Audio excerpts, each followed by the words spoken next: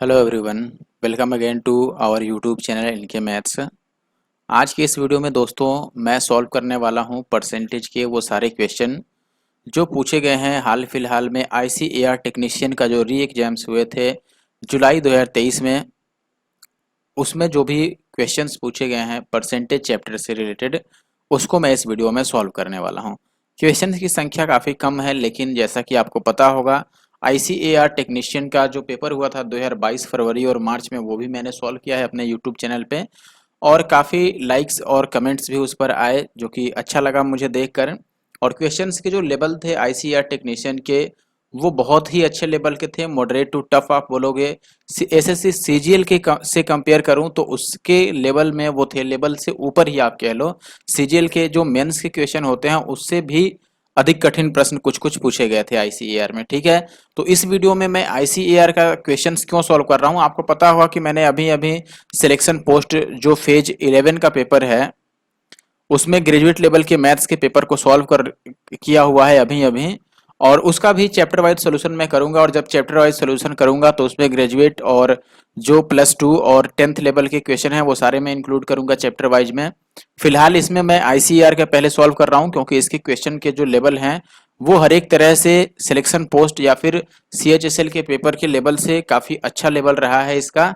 इसीलिए मैं इस वीडियो में इसको सॉल्व कर रहा हूँ। आई होप कि आप वीडियो को पूरा देखोगे।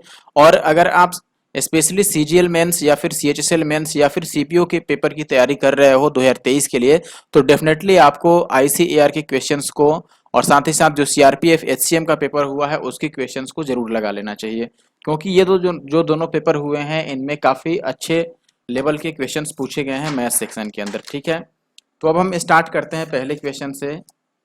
और आई होप कि आप वीडियो को लास्ट तक देखोगे, और वीडियो पसंद आए तो ज़रूर से लाइक कर देना। अगर आप हमारे चैनल एनके मैथ्स पे नए हैं तो इसे सब्सक्राइब भी कर लीजिए। अगर आपको इसकी पीडीएफ चाहिए तो पीडीएफ के लिए आपको हमारा टेलीग्राम ग्रुप एनके मैथ्स नंदन कुमार ज्वाइन करना पड़ेगा।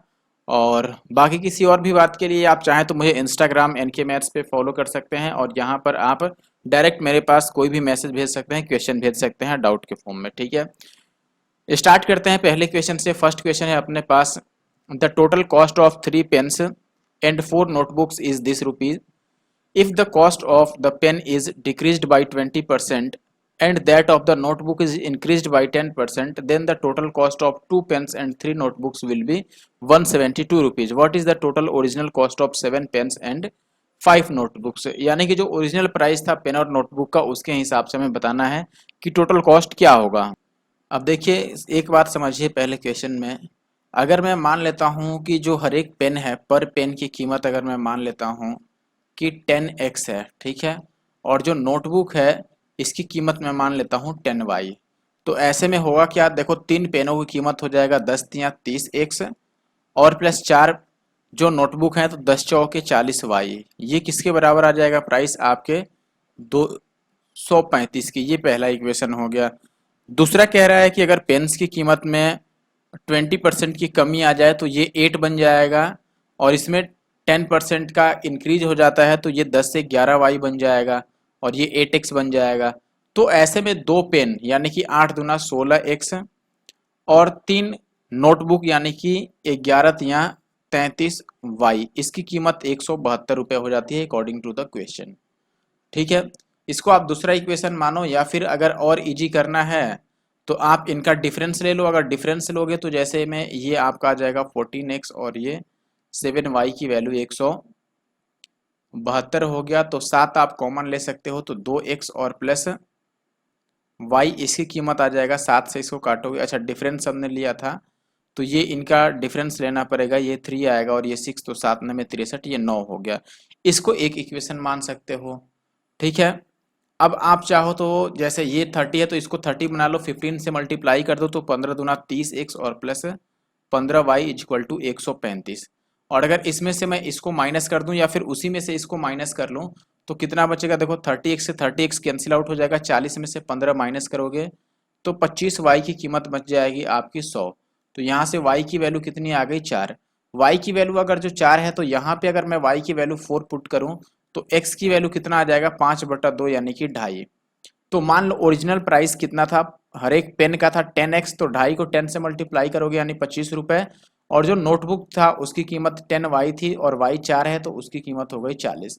अब कह रहा है 7 पेन, 25 से 175 रुपए तो पेन के हो गए, और 5 नोटबुक तो 40 बचे 200, ये तो टोटल आ गया 375। ठीक है, तो 375 आंसर होगा और यही इसका उत्तर है। ठीक है, ओके नेक्स्ट क्वेश्चन देखिए। नेक्स्ट क्वेश्चन में आपको बोला गया है राधा की आय जो है वो 45,000 रुपए है, जो कि सुरभि की आय से 20% कम है। सुरभि का व्यय दिया है 48,000, जो कि राधा के व्यय से 25% अधिक है। तो सुरभि और राधा की बचत के बीच कितना अंतर है? देखो, राधा का आय दिया हुआ है और ये जो आय है वो सुरभि की आय से 20% कम है। यानी कि अगर मैं इनकम की बात करूं राधा और सुरभि की, और एक्सपेंडिचर की भी बात कर लेता हूं इनकी, तो अगर इनकम की बात करूं तो इनकम में कह रहा है कि सुरभि की इनकम से 20% कम होगा राधा का इनकम। 20% यानी कि 1/5। तो सुरभि का अगर 5 होगा तो राधा का 4 होगा, उससे 1 कम होगा। ऐसे ही 25% ज्यादा होगा राधा के व्यय से सुरभि का व्यय। तो राधा का व्यय देखो 25% ज्यादा का मतलब कि राधा की व्यय अगर 4 है तो सुरभि का 1 ज्यादा होगा, 5 होगा, क्योंकि 25% 1/5 होता, सॉरी 1/4 होता है। ठीक है, अब यहां पर देखो आपको क्या दे रखा है। फर्स्ट केस में राधा की आय दे रखी है, राधा की आय यानी कि 4। तो 4 यूनिट की वैल्यू अगर आपको दे रखा है यहाँ पर 45,000, तो 5 यूनिट की वैल्यू हमें निकालना पड़ेगा जो कि सुरभि का इनकम होगा। तो 4 से अगर इसको मैं काटता हूं तो 4 से 25 चौके 100, यानी कि ये 250 आ जाएगा, और गुना का 45 तो होगा ही होगा। तो 45 को अगर मैं मान लो 5 से गुना कर दूं, 9 अलग कर देता हूं, और ये 5 पचे 25, और ये आपका 25 और गुणा में 10, इस तरीके से। तो 25 का स्क्वायर 625 होगा, और 625 को मैं 9 से मल्टीप्लाई कर देता हूँ। तो 9 पचे 45, और 9 दूना 18, और 4 22, और 9 छक्के 54, और 2 56। तो ये आ गया 56,260, ये हो गया सुरभि का इनकम। ठीक है, अच्छा बताओ, अब सुरभि का इनकम हमें पता है और सुरभि का यहाँ पर एक्सपेंडिचर पता है, तो सुरभि के लिए सेविंग हम निकाल सकते हैं। सुरभि का सेविंग कितना होगा? इसके इनकम में से इसके एक्सपेंडिचर को माइनस कर दो। तो यहां से देखो 48,000 को अगर माइनस करोगे इसमें से, तो 2,000 तो उधर ही बच रहा है। ठीक है, और इधर आपका 6,250 बच रहा है, तो 6 और 2 8,250 रुपए हो गया आपका सेविंग इसका। फिर इधर आप चेक करो, इसमें एक्सपेंडिचर में आपको सुरभि का एक्सपेंडिचर 48,000 दिया है, जो कि यहाँ पर 5 है। तो 5 की वैल्यू दोस्तों अगर 48,000 हुई, तो 1 की वैल्यू 5 से कट जाएगा, 5 दुना 10 यानी कि 200, और 48 दुना 96, 1 की वैल्यू 9600। तो 4 की वैल्यू हो जाएगा 9 चौके 36, सॉरी 6 चौके 24, और 9 चौके 36, और 2 38,400 रुपए आ गया। ये हो गया आपका एक्सपेंडिचर किसके लिए? राधा के लिए। तो राधा की अगर सेविंग अगर आप लिखोगे तो ये हो जाएगा 45,000 माइनस इतना। तो 45,000 में से 38,000 को अगर आप केवल माइनस करते तो 7,000 आता, 4,000 और कम है, तो ये 6600 होगा। अब इन दोनों का डिफरेंस पूछा है, तो 50 में से 00 माइनस करोगे तो लास्ट में 85 ही आएगा, और बाकी 82 में से 66 को माइनस करोगे 16 आएगा, तो 1650, यानी कि ऑप्शन दूसरा जो है वो सही उत्तर है। ठीक है, अगला प्रश्न देखिए। एक बैग में 8 पैसा आयकर होने पर एक व्यक्ति को शुद्ध आय कुल इतना रुपए का होता है। यदि आयकर को बढ़ाकर 12 पैसे कर दिया जाए तो शुद्ध आय कितना होगा? देखो, ओवरऑल बात यह है कि 8 पैसा पर इतना है तो 12 पैसे पर कितना होगा। ठीक, अब आसान शब्दों में इसका मतलब समझिए। 8, देखो 1 रुपए में 8 पैसे का टैक्स लग जाता है। 1 रुपए का मतलब 100 पैसे में से 8 पैसे टैक्स लग गया, तो बचा कितना? 92 पैसे। तो 92% की वैल्यू आपको दे रखा है, या फिर पैसे में ही समझ लो, इसकी वैल्यू दे रखा है आपको 30, 9, 5 और 80। ठीक है, यानी कि इतना रुपए इसका बचता है। अब कह रहा है कि अगर इसमें से 12 पैसे यानी कि 12% हम टैक्स दे देंगे, फिर 88% ही हमारे पास बचेगा। तो 88% की वैल्यू निकाल लो, इसको इससे काट के, और जो आएगा उसको 88 से मल्टीप्लाई करना है। अब चूंकि वैल्यू 88 की है तो डेफिनेटली ये 11 की और 8 का मल्टीपल होगा। 8 से कटने वाला बात करो तो ये तो 4 से ही नहीं कट रहा है, तो 8 से भी नहीं कटेगा। ये 8 से देखो 80 तक कट जाएगा, 20 नहीं कट पाएगा। ये 8 से डिवाइड करोगे अगर, तो 8 से 8 पचे 40, और 60 नहीं कट पाएगा, तो फिर यही आंसर होगा, क्योंकि 120 8 से कटता भी है। आगे बढ़ते हैं, अगले प्रश्न पर आते हैं। अगला प्रश्न है, फलों के रस की एक खाली बोतल का भार जो है वो बोतल में कुछ रस भरे जाने के बाद बोतल के भार का 20% है। थोड़ा रस पी लिया गया है, अब शेष रस के साथ बोतल का भार इसके मूल भार का 2/5 है, तो कितना प्रतिशत रस पी लिया गया? अब जरा ध्यान से बात समझिए आप। सबसे पहले कह रहा है कि फलों के रस के खाली बोतल का भार जो है वो रस के साथ बोतल के भार का 20% है। यानी कि मैं यहाँ पर लिख देता हूँ विद जूस, यानी कि रस के साथ। रस के साथ भार अगर 5 होगा तो जो एम्प्टी है यानी कि खाली बोतल है उसका वजन 1 होगा। देखो ये 100 होता तो ये 20 होता, यानी कि ये 5 है तो ये 1 है। अच्छा अब देखो अगर जूस के साथ बोतल का वजन 5 है और खाली बोतल का वजन 1 है, इसका मतलब केवल जूस का जो वजन है वो कितना हुआ, 5 जूस के साथ है, इसमें से एक बोतल का वजन है, यानी कि जो 4 बचा वो जूस का वजन हुआ। अब ये कह रहा है कि देखो ये जो जूस वाला बोतल है इसमें से कुछ जूस पी लिया गया। जब हम कुछ कुछ इसमें से जूस पी लेते हैं तो इसका जो वेट बचता है वो 2/5 बचता है, तो इसका 2/5 तो 2 ही होगा, 5 का 2/5 2 होगा, यानी कि अब 2 बचा है। अब देखो जूस के साथ बोतल का वजन 2 बचा है, इसमें से एक तो बोतल का ही वजन है, यानी कि केवल जूस का वजन कितना है। देखो 2 जो है ये बोतल और प्लस जूस है, ये है जूस और प्लस बोतल, और बोतल का वजन खाली खाली 1 है। तो अगर 2 में से इस एक को बोतल को हम छोड़ दें तो बाकी का जो 1 बचा वो केवल जूस बचा। अब पहले जूस 4 था, अब जूस 1 बचा, तो कितना कम हो गया जूस, 3 कम हो गया, किससे, 4 से, और गुना में 100, यही परसेंटेज हुआ। तो 4 से आप काटोगे तो 25 चौका 100 और 25 तिया 75% जूस जो है वो पी लिया गया है। ठीक है, 4 में से 3 पी जाना यानी 75%। तो ये भी ठीक ठाक सवाल था, अच्छा था। पहले वर्ष के दौरान एक कस्बे की जनसंख्या 8% बढ़ जाती है, दूसरे में 6% कम हो जाती है और फिर इतना बचता है, तो शुरू में कितना था, ये आप इजिली कैलकुलेट कर सकते हो। कैलकुलेशन भले ही बढ़ सकता है लेकिन कॉन्सेप्ट आसान है। यहाँ पर 8% बढ़ता है तो आप 100/108 लिखोगे, ठीक है, और यहाँ पर 6% कम होता है तो 100 में से 6 कम कर लोगे तो ये 94 आएगा। बस इसको कैलकुलेट करना है आपको ओवरऑल। तो 8 तिया 24 और 3 27, देखो ये दोनों ही 9 से कट जाएगा, 9 से अगर इसको काटें तो 12 में 108, 9 से इसको काटोगे 9 में 81, और फिर बच जाएगा आपके पास 7 और 8, तो 9 अट्ठे 72, फिर 9 सते 63 और ये 0, इतना आ गया। ठीक है, अभी आप चाहो 94 से कटेगा क्या, 47 से कटेगा, 47 दूना 94 और 47 एक बार में और 0, और ये 47 से 47 दूना 94 कट गया। 2 से कट जाएगा 50 दूना 100, ये 25 दूना 50 और ये 6 दूना 12। ठीक है, और 6 से इसको काट सकते हैं हम, 6 तिया 18 और 6 25 30, तो 35 गुना में 25 गुना में 100 आया, तो 25 25 125 12 और 25 तिया 75 और 12 हो गया 87 पर 2 जीरो, तो 87,500 आया आपका। ऑप्शन दूसरा जो है 5 का वो सही उत्तर है। छठे की अगर बात करें तो 3/7 मतदाताओं ने ए को वोट देने का वादा किया, बस वादा किया है, बाकी बी को वोट देने का वादा किया। अंतिम दिन में देखो 12% जो मतदाता है जो कि ए को वोट देने कि अपने वादे से मुकर गए, और 20% मतदाता बी को वोट देने की अपने वादे से मुकर गए। अब ए जो है वो 234 वोटों से हार गया, तो मतदाताओं की कुल संख्या कितनी थी, यही होता है। ओरिजिनल इलेक्शन का हाल यहाँ पर लिख दिया गया है। अब देखिए फिर से ध्यान से समझिए, क्योंकि सारे सवाल इन्होंने ध्यान से समझने वाले ही बनाए, क्योंकि एसएससी में सीधा सीधा सवाल ज़्यादातर पूछा जाता है, लेकिन आईसीएआर वालों ने पता नहीं कौन सा नशा कर लिया है। 2022 में भी इन्होंने टेढ़े मेढ़े सवाल बना रखे थे और 23 में भी यही हाल है इनका।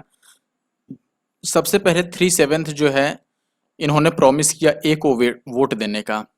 मैं मान के चलता हूं कि जो टोटल नंबर ऑफ वोटर्स है वो 700 है।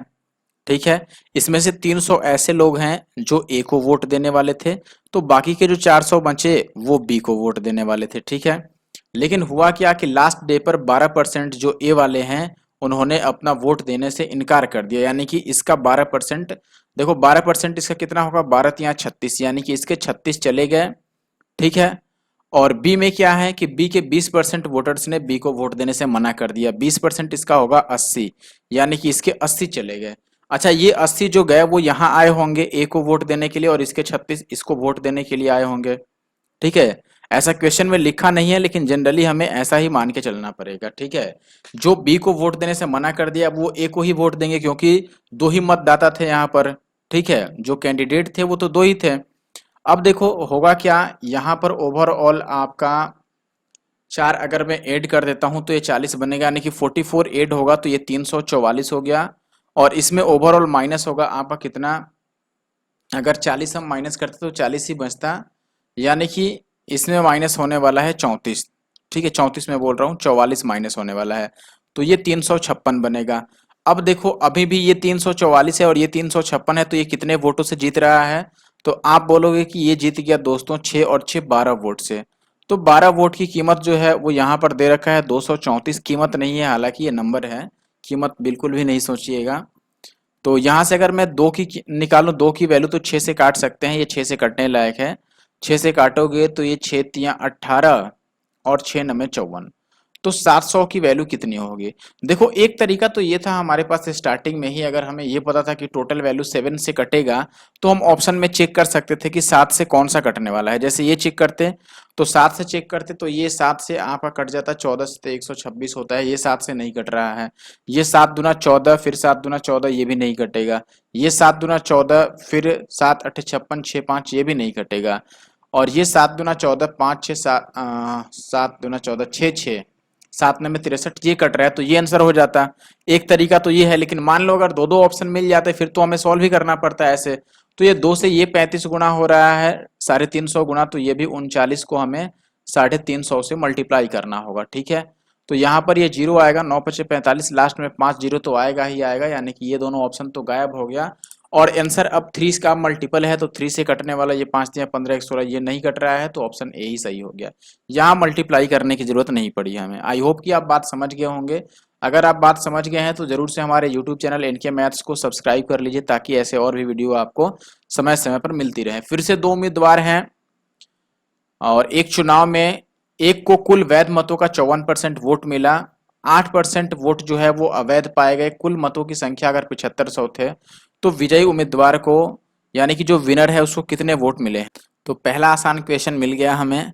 देखो टोटल नंबर ऑफ वोटर्स था 7500, इसमें से 8% जो है वो इनवैलिड हैं, तो 92% वैलिड बचे। ठीक है, इन 92% में से एक को 54% मिला, तो दूसरे को मिला होगा 46%। ठीक है, तो जीतने वाला तो 54% वाला ही हुआ। ये कितने वोटों से, कितने परसेंट से जीत गया? तो आप बोलोगे 8 से 14, 8% से जीत गया। तो ये टोटल वैध मत हैं, इसके 8% निकाल लो बस। तो ये 2 जीरो से 2 जीरो, और ये 3 से 25 बार में, ये 4 से 25 बार में, ये 4 दूना 8, तो ये आ गया 92 गुना में 6, 6 दूना 12 का 2, लास्ट में 2 आएगा, जो कि ऑप्शन सेकंड में है, बाकी किसी ऑप्शन में है ही नहीं। आगे बढ़ते हैं। एक मशीन का जो अवमूल्यन है, अवमूल्यन का मतलब पैसा कम होना। ठीक है, 12% प्रति वर्ष है, यानी कि हर एक साल 12% उसका रेट कम हो जाता है। वर्तमान मूल्य अगर इतना है, तो 2 वर्ष पहले इसका मूल्य कितना था? इससे तो ज्यादा ही रहा होगा। 12% का मतलब कितना होता है? तो आप बोलोगे 12 और बटा 100, यानी कि 3 चौके 12, 25 चौके 100, यानी कि 25 से 3 कम हो रहा होगा, तो बच रहा होगा 22 और बटा 25, यही बात है। तो आप इसको लिख लो कि ये है 11 6 160, और 2 साल की बात है तो 25 बटा 22 लिखेंगे, क्योंकि हमें पीछे जाना है। ठीक है, अगर आगे बढ़ना रहता तो 22 बटा 25 हम लिख देते। अब ये दोनों ही 11 से कटने चाहिए दो दो बार, तो 11 से पहले काट के देखते हैं। 11 एक बार में, फिर 0, फिर 11 एक बार में, फिर 5 1, तो 11 चौके 44, 5 1, तो 6 6 11 छके 66 और 0। फिर 11 से अगर हम काटते हैं इसको, तो 11 एक बार में, फिर 0 तो ऐसे ही रह जाएगा, फिर 11 एक बार में, फिर आपके पास बच जाएगा 1 मिनट। कटने से मना क्यों कर रहा है ये? कुछ गलत लिख लिया? अच्छा, यहाँ पर 2 ही एक था, सॉरी यार, क्या ही कहें हम। एक इसमें से एक को डिसमिस कर देते हैं, कोई बात नहीं है, इसको मैंने भगा दिया। ठीक है, अब काट लो 11 से। 11 दूना 22, 11 एक बार में, ठीक है, फिर 0 आ जाएगा, फिर 11 पचे 55, फिर 6 6, तो 11 छके 66, 0 आ जाएगा। अभी फिर से ये 11 दूना 22, 11 से इसको काटोगे तो 11 नमे 99, और 11 छक्के 66, तो 2 दूना 4 से 24 चौके 96 आ जाएगा, यानी कि ये आ गया 25 गुणा में 25 और गुणा में 2400। अगर आप डीएस भी लगाने की कोशिश करोगे यहाँ पर, तो 5 और 2 7, और 7 2 7 49, 4 और 6 और 2 8 चौके 32, यानी कि 5 डीएस आना चाहिए। 5 डीएस तो ऑप्शन इसमें है, बाकी किसी में नहीं नजर आ रहा है। अब लो, आंसर ही इतना नहीं है, मुझे लगता है कि डीएस हमने गलत कैलकुलेट कर लिया। चलो अलग से मैं लिख के कैलकुलेट कर देता हूँ। देखो ये 240 था, फिर 25 था, और फिर 25 था। डीएस जो निकालोगे तो इसमें देखो 4 और 2 6 बन गया, 5 और 2 7, 5 और 2 7, ये 7 सत्ते 49, 9 को हम लेते नहीं तो 4 बचेगा, 6 चौके 24 आएगा, तो 4 और 2 6 होना चाहिए डीएस, सॉरी ये नहीं होगा। 3 और 1 4 बन रहा है, 6 और 1 7 बन रहा है, 5 और 1 6 बन रहा है, तो ऑप्शन 4 होगा। ठीक है, बाकी आप मल्टीप्लाई तो कर ही सकते थे। अगला सवाल है कि चीनी की कीमत 7.5% कम हो जाती है, एक व्यक्ति इतना रुपए में 2 किलो अधिक चीनी खरीद सकता है, तो घटी हुई कीमत क्या है। यहाँ भी कैलकुलेशन इन्होंने छोड़ा नहीं है। देखो 7.5% कम होने का मतलब क्या है, अगर मैं बात करूं 7.5% की, तो ये इसको हटा दो, नीचे 3 जीरो आ जाएगा, तो ये 3 से 25 बार में और ये 4 से, यानी कि 3/40। इसका मतलब कि कीमत 40 था तो 3 कम होके 37 रह गया। ठीक है, ये प्राइस की बात है, तो कंजम्पशन का क्या बात रहा होगा, 37 से 40 बना होगा कंजम्पशन।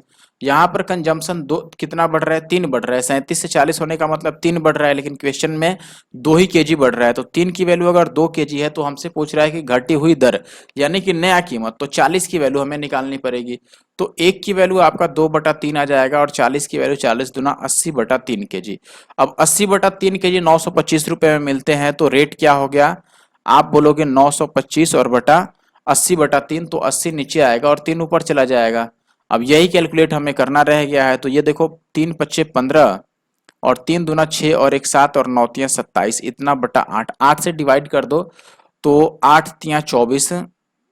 ठीक है, 3 से कटेगा, बच गया आपके पास 3 और 7, तो 8 चौके 32, 34 से स्टार्ट होगा। अब 34 से दो दो ऑप्शन स्टार्ट हो रहे हैं हमारे पास। ठीक है, 34 से स्टार्ट होने वाला देख लेते हैं, अब आए कौन सा होगा। तो 8 चौके 32, तो 5 बच गया, तो 5 और तो 8 सत्ते 56, 8 छक्के 48, तो 6 पर ही जाएगा, 7 पर नहीं जा पाएगा, तो ऑप्शन पहला अपना सही है। ठीक है, ओवर पूरी पूरी डिवाइड करने की जरूरत नहीं है। देखो दो उम्मीदवारों के बीच एक चुनाव हुआ, फिर से चुनाव आ गया, मतदाता सूची के 12% मतदाताओं ने मतदान ही नहीं किया, डाले गए मतों में से 5% को अमान्य घोषित कर दिया गया। देखो पहले 12% ने वोट ही नहीं किया, बाकी जिन्होंने वोटिंग किया उसमें से 5% को अमान्य यानी कि इनवैलिड घोषित कर दिया गया। अब जीतने वाले को 58% वैध मत मिले हैं और उसने इतना मतों से बहुमत हासिल किया, तो बताओ कि मतदाता सूची में मतदाताओं की संख्या कितनी। देखिए अब मान लेते हैं कि जो नंबर ऑफ टोटल वोटर्स था वो एक्स था। सबसे पहले देखो एक्स में से 12% ने वोटिंग ही नहीं किया, यानी कि 88% ने वोट दिया, 100 में से हम माइनस कर रहे हैं। अब कह रहा है कि जिन्होंने वोट डाला उसमें से 5% जो है वो इनवैलिड हो गए, तो ये वो व्यक्ति हैं 88% जिन्होंने वोटिंग किया, इसमें से 5% इनवैलिड हो गए, तो 95% वैलिड हुए, फिर से हमने 100 में से माइनस कर दिया। अब ये हो गया केवल वैलिड वोट्स। अब इस वैलिड वोट में से जो विनर है उसको 58% मिले हैं, तो लूजर को कितने मिले होंगे, 100 में से 58 माइनस कर दो, उसको 42% मिला होगा। तो जीतने वाला कितने से जीत गया, देखो 8 और 8 16% से जीत हासिल किया है। तो जो जीतने वाले नंबर ऑफ जो वोट है कितना से उसको बहुमत मिला वो 16% है, तो इसका 16%, और ये किसके बराबर है आपका 6688 के बराबर। तो यहां से एक्स की वैल्यू निकाल लो। अब अगर आप काटोगे तो ये 11 से कटने लायक है, 11 अट्ठे 88, ये 11 छक्के 66, 0 11 अट्ठे 88। 8 से काटोगे तो ये 8 सत्ते 56, 8 छक्के 48, 95 5 से 19 बार में कट जाएगा, ये 4 से 19 बार में कट गया, ये 4 चौके 16, 5 चौके 20 बच्चे 100, तो x की वैल्यू 50 पे 4 जीरो आ गया, यानी कि 50,000, ऑप्शन पहला जो है वो सही उत्तर है। 10 के बाद आते हैं क्वेश्चन नंबर 11 पर। ये कह रहा है कि दो उम्मीदवारों के बीच फिर से चुनाव हो गया, चुनाव को पर कोई कसर नहीं छोड़ा है आईसीएआर ने। शहर के 15% मतदाताओं ने फिर से मतदान नहीं किया और डाले गए मतों का फिर से 10% अवैध हो गया। विजेता को 62% मिला, और ये इतने से देखो अब ये सेम टू सेम क्वेश्चन उसी के जैसा है, बस इसमें ये पूछा गया है कि हारने वाले उम्मीदवार को कितने वैध मत मिले। तो पहले हम ये ज्ञात कर लेते हैं कि हारने, देखो टोटल वोटर्स तो आपको निकालना ही पड़ेगा मान लो, फिर हारने वाले को जितना बनेगा वो हम निकाल देंगे। मान लो टोटल एक्स था यहाँ पर, तो वैसे ही हम स्टार्ट करते हैं। 15% ने वोटिंग नहीं की, यानी कि 85% ने वोट किया है, इसमें से 10% अवैध हो गया, तो 90% वैध रहा। इसमें से जीतने वाले को 62 मिला, तो हारने वाले को कितना मिला होगा 38, डिफरेंस हो गया 12 में से 8 गया 4, और ये 3 में से 3 गया, तो 3 ही बचा, 8 4 12 और 3 और नहीं ये 2 बचेगा, तभी 8 4 12 और 3 2 5 और 1 6, यानी कि 24% से जीत गया है। लेकिन क्वेश्चन में वो कितना से जीत रहा है, 3672 से। हमें ये बताना है कि हारने वाले उम्मीदवार को वैध मत का कितना मिला है। ठीक है, अच्छा बताओ वैध मत इसमें से कितना है। आप बोलोगे वैध मत है 10%, हटा दो। देखो ये एक्स हुआ, इसमें से 15% लोगों ने वोटिंग नहीं किया तो 85% ने किया, और इसमें 90% वैध है। तो इसका हमें 24% बताना है, क्योंकि हारने वाले को 24% मिला है। तो इसका 24% वैल्यू आपको निकालना है। 24%, सॉरी 24% नहीं, 38 मिला था ना हारने वाले को, 24 तो डिफरेंस था। ठीक है, यहां पर 38 लिखना पड़ेगा हमें। हमें इसका 38% निकालना है। तो ओवरऑल देखो हमें करना क्या है, अब जहां पर 24/100 है ना, वहां पर बस 38/100 लाना है किसी तरीके से। तो 24/100 को हम इधर ले जाते हैं। देखो ये 3672 था, 24 को बस इधर ला दो नीचे। ठीक है, और 38 से मल्टीप्लाई कर दो, यही बात होगा। 24 इधर आ जाएगा, ये 100 तो रहेगा ही रहेगा, फिर 38 से दोनों साइड मल्टीप्लाई कर दो। बस यही चीज अब कैलकुलेट करना है। कैलकुलेट कर लो। 24 से आप चाहो तो इसे डायरेक्ट काट लो, या पहले 6 से काट लो। 6 छक्के 36, 6 एक बार में, और 6 दूना 12, फिर 4 से काट दो इसको, 15 चौके 60 और 4 तियां 12। तो ये आ गया 153 गुणा में 38। तो ये 8 तियां 24 का 4, लास्ट में 4 आएगा, जो कि 3 ऑप्शन में यहाँ पर मौजूद है। और बाकी देखो 5 3 8 और 1 9, आंसर 9 का भी डिविजिबल होगा, तो 9 का डिविजिबिलिटी चेक कर लो। 7 और 3 10, 10 4 14 और 4 18, ये तो 9 से कट ही रहा है। 6 5 11, 9 को हटा दो, 11 यार ये भी कट रहा है, फिर 9 का तो चेक करने का कोई जरूरत ही नहीं रह गया। ठीक है, अच्छा देखो आंसर 4 से नहीं कटेगा। पहली बात 4 से नहीं कटेगा, तो ये दोनों ऑप्शन तो चला गया। 4 से क्यों नहीं कटेगा, क्योंकि फाइनल आंसर तो ये निकल के आया है ना, इसमें कोई ये इवन ही नहीं है, और 38 में 4 आता ही नहीं है। बस एक बार 2 से आंसर कटना चाहिए और लास्ट में 4 भी होना चाहिए। तो ऐसा ऑप्शन थर्ड है, थर्ड ही आंसर होगा, क्योंकि ये तो 4 से कट रहा है, ये भी 4 से कट रहा है, इसमें यूनिट डिजिट ही 4 नहीं है। तो ये सारे ट्रिक्स भी आपको अप्लाई करने पड़ेंगे, ताकि हम कैलकुलेशन को इजी कर पाए। आते हैं आज के लास्ट क्वेश्चन पे। 2 उम्मीदवारों के बीच फिर से चुनाव हुआ अंतिम समय में। ठीक है, और 75 वोट इस बार अवैध घोषित कर दिए गए। जीतने वाले उम्मीदवार को 61% वैध मिले, और वह 550 वोटों से जीत गया। तो कितने वोटों की कुल संख्या कितनी थी। देखिए अब मान लेते हैं कि टोटल जो नंबर ऑफ वोटर्स है वो 100x है। अब फिर से हम वैसे ही शुरू करते हैं। 100x तो टोटल थे, इसमें से 75 अवैध हो गए, तो 75 को हटा दो, क्योंकि इनकी अब काउंटिंग नहीं होगी, ये इनवैलिड है। अब जीतने वाले को अगर 61% मिले, 61%, सॉरी 61% मिले विनर को, तो लूजर को कितना मिला होगा 39%। 100 में से माइनस कर दो। ठीक है, तो इनका डिफरेंस जो विनर है वो कितने से जीत गया, अगर आप डिफरेंस निकालोगे तो 22% से जीत गया। तो ये है टोटल वैध मत, इसका 22% जो है ये कितना है, कितने से जीता है भाई 550 से, ये 550। ठीक है, इससे काटोगे 25 बार में कट जाएगा, तो 100x और माइनस 75 की वैल्यू आ गई 2500। तो हमने टोटल जो माना था वो 100x माना था, 100x की वैल्यू आ जाएगी 2575, और यही टोटल है। तो ऑप्शन थर्ड जो है वो राइट आंसर है, और मुझे नहीं लगता है कि इससे आसान तरीका आपको मिलेगा इस क्वेश्चन के लिए। ठीक है, बाकी इस वीडियो में बस इतना ही। मिलते हैं नेक्स्ट वीडियो में। वीडियो कैसा लगा, और क्या ICAR को कंटिन्यू करूं मैं फिलहाल सिलेक्शन पोस्ट को ड्रॉप करके या नहीं, आप जरूर से मुझे कमेंट करना। Thank you for watching the video.